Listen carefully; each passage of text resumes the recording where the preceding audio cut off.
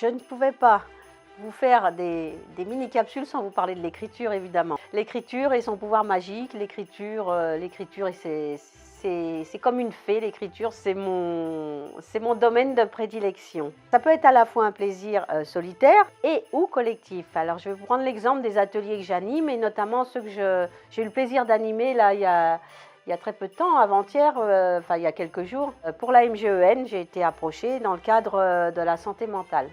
Donc j'ai fait 3 petits ateliers, ça a été un peu une gageure parce que c'était des ateliers de 50 minutes, alors que j'en anime qui font 2h30 et l'idée c'était de montrer aux personnes, aux participants, parce que j'ai eu des hommes, aux participants les effets bénéfiques secondaires de l'écriture. Je me suis trouvée devant un public que je ne connaissais pas et à qui il fallait que je démontre qu'en écrivant, en fait, ça pouvait être libérateur, ça pouvait être quelque chose de joyeux, qu'on pouvait jouer avec les mots. C'était important d'utiliser le mot juste, que ça servait à exprimer tout ce qu'on voulait. Le plus impressionnant a été pour moi de leur demander à chacun, à chaque fin d'atelier, leur ressenti. Et j'ai entendu des mots comme intéressant, où là on sentait qu'il y avait comme une petite, voilà, encore une petite distance. J'ai eu des retours notamment, oh ça donne envie de recommencer, c'était facile, ou oh c'était trop court, j'aurais bien voulu que ça dure plus longtemps. J'allais dire le commentaire qui m'a le plus marqué et qui était vraiment, qui a vraiment résonné et vibré, c'est ce professeur d'histoire qui m'a dit, et moi je me suis sentie libre.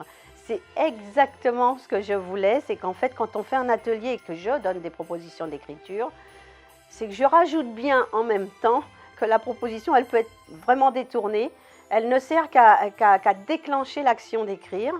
Et là, j'avais gagné. J'avais vraiment gagné quand les gens se sont autorisés à détourner la proposition. Et j'ai été ravie et j'espère vraiment qu'il y en a quelques-uns qui retenteront l'aventure, avec moi ou quelqu'un d'autre, peu importe, ou bien qui écriront chez eux aussi, parce qu'on a le droit d'écrire pour soi, on n'a pas forcément envie d'être lu. L'écriture, dans tous les cas, est une forme de thérapie, même si je ne le dis pas forcément, mais c'est une autre façon, un moyen d'aller mieux, enfin de prendre de la distance avec ses pensées, de libérer aussi son mental, et puis de s'apaiser, de se sentir mieux. Un autre jour, je vous parlerai de mon petit rituel d'écriture, mais dans une autre série.